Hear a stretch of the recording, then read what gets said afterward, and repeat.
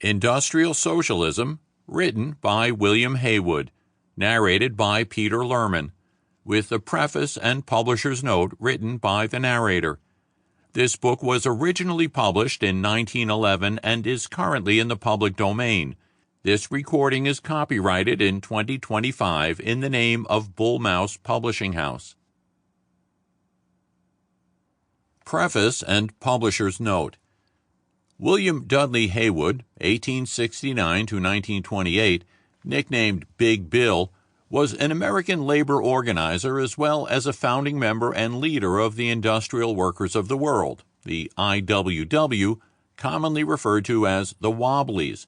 He was also a member of the Executive Committee of the Socialist Party of America. During the first 2 decades of the 20th century, Haywood was involved in several important labor battles, including the Colorado Labor Wars, the Lawrence Textile Strike, and other textile strikes in Massachusetts and New Jersey.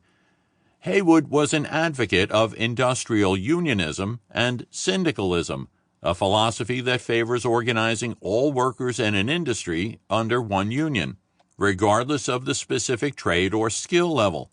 This was in contrast to the craft unions that were prevalent at the time, such as the American Federation of Labor, AF of L.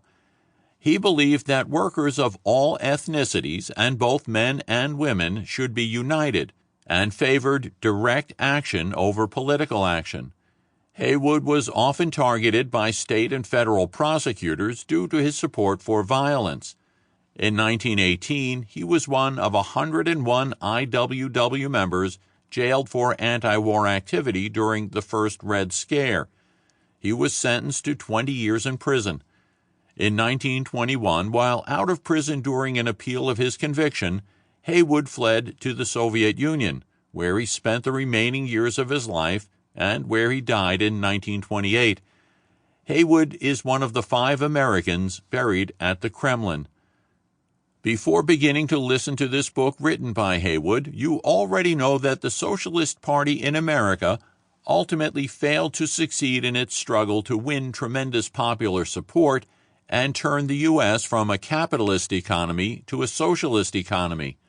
However, in the early 20th century, the Socialist Party did make some significant political inroads. There were several cities led by socialist mayors. There were 7 socialist members of Congress through the 19th century, nearly 20 congresspersons in the 20th century, and about a half a dozen today. Though it should be noted that the conception of socialism today... Sample complete. Ready to continue?